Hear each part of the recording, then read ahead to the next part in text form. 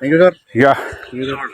Ayan, pag sinabi mong tugas, Jensen daw ang the best. Subukan natin yan. Ito nga yung part 1 natin mga idol. Na-order nga rin natin to kay Sir John John ng Jensen. Dalawang ang formal upright at isang freebie na Chinese santol. February 6, 2025 yung araw na pinadala ni Sir galing Jensen. February 14 naman yung araw na na-receive ko dito sa Baguio. Ato lang ang pinagbago, 8 days pa rin yung kanyang biyahe. Ayan, pagka-receive ko nga ng aking item, agad ko naman na itong binuksan para maitanim na agad. Sa medium naman yan, topsoil pa rin ang gamit natin dito. Ayan, syempre nga sa ating content na to, marami pa rin nag-aabang sa kanyang part 2. May 4, 2025. 2 months nga mahigit, ito na nga yung ating formal upright. Nakaka-excite lang nga kasi buhay yung ating dalawang material. Maliban lang nga sa ating freebie guys, hindi niya kinaya. Kung maalala nyo, ito nga yung ating tugas number 1. Tugas Jensen number 1. Ayan guys, ito nga yung ating material nung hindi pa natin siya naitanim. Sa 2 months nga, ito na yung kanyang progress. Dito nga kumuha nga ako ng metro para sukatin natin yung haba ng kanyang shoots. Yun at nasa 2 to 4 inches nga yung kanyang haba.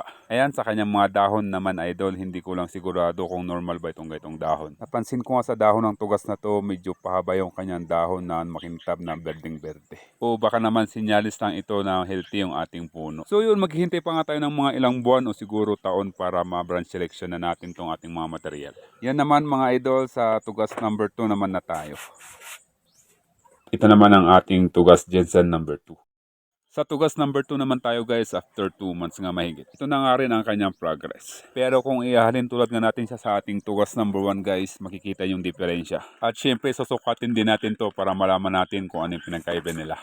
Ang pagkakaiba nga nila guys, mas mahaba ang tubo ng mga branches nito kumpara sa una. At sa ating tugas number 2, nasa 3 to 7 inches nga ang haba ng kanyang mga supling. Tulad nga sa una guys, hindi muna tayo dito magbo-branch selection, bagkus magpapatibay muna tayo ng mga branches. At sa part 3 na natin gagawin ang pagbabranch selection. At ang ating panghuli mga idol, ang ating freebie na Chinese santol. Kung nagkataon nga sanang nabuhay itong mga idol, hindi ko to balak gawing bonsai. Bagkus aking iga-ground kapag nabuhay at gagawin ko ang fruit bearing. Kaso nga guys, hindi niya kinaya. Sa pag-order nga guys sa mga ganitong klaseng material, lalong-lalo na yung mga ilang araw bago dumating sa inyo, mas mabuting piliin nyo nga guys yung may mga root ball or yung may mga tinatawag nilang hair roots. Para nga siguradong buhay ang ating material pagdating sa atin kahit malayo pa yung kanyang pinanggalingan. So yun nga idol, akala ko mabuhay na itong ating freebie kasi may nilabas siyang mga supling. Pero di kalaunan habang lumilipas ang araw, unti-unti siyang nagdadayback. Hanggang sa tinamaan na nga siya ng stem borers. Dito nga kinonfirm ko nga talaga kung wala na itong ating material at yan binalatan ko pa nga guys. At sa halip nga na berde ang kulay ng aking makikita, ayan makikita nyo kulay brown. Sayang siya pero okay lang yan guys, ayan marami pa naman tayong mapagkukuhanan. Yun, at sa naghahanap ng ating update para sa video, kapag sinabing tugas, Jensen daw ang the best part 2. Siyempre nagpapasalamat pa rin tayo kay Sir John John ng Jensen. Sheesh.